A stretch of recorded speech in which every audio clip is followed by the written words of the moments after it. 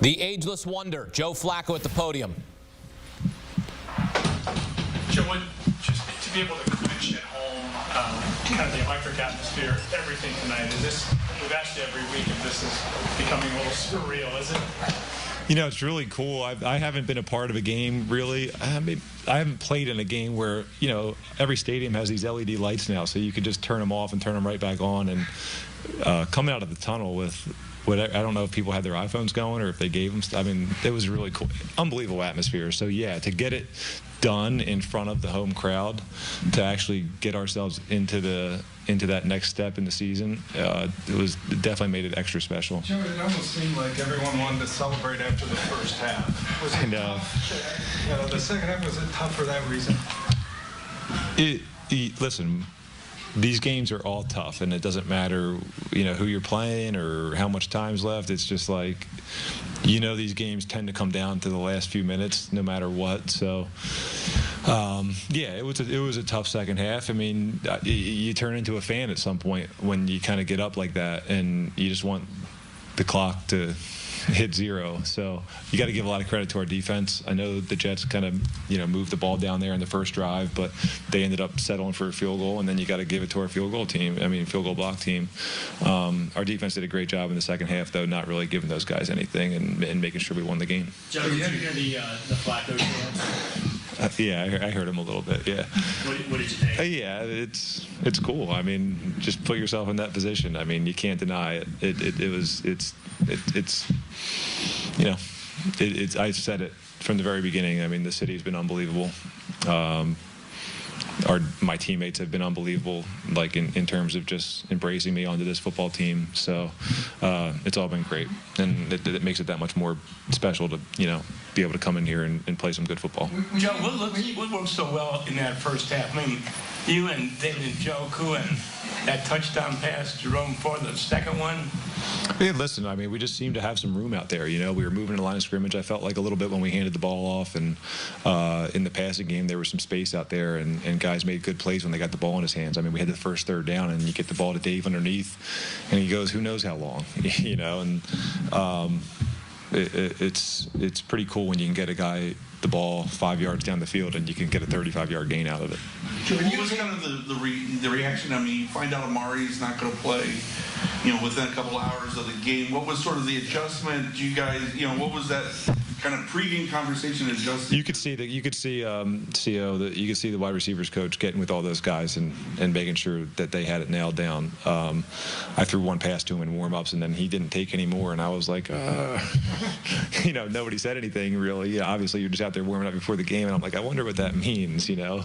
I don't think it's good, but yeah, who knows? Maybe he's just going to go in and he feels like, I'll just get ready inside the locker room. And then somebody said to me, hey, it looks like we're going to have more of this personnel, more Tiger personnel. And I'm like, I guess he's not playing. So I'm really hot.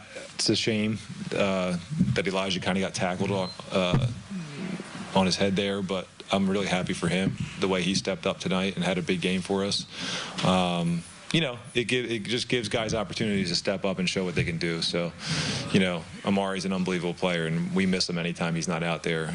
So you definitely have some thoughts like, all right, let's go. We got to be ready. So you got to give it to CO. You got to give it to our receiver coach. You got to give it to all those guys for just being prepared to go in there and play any position. Joe, I think it was a big team 6 weeks ago.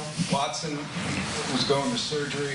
How would you describe the spirit of the team that you joined at that point? You know what? I heard nothing but good things as I was coming in from a couple of the guys that I've played with here, and I really didn't feel anything but that either. You could feel these guys had a lot of energy and still had a lot of belief. I think at that point they'd already dealt with a pretty good amount this year, and you know they had gotten through it. So that builds that kind of character and that energy around those guys. So it's a special group of football players in there, and I think they've been holding their heads up high the whole time. So it's really been nothing but that. So a big scream, and then a huge fist pump after that touchdown to Elijah.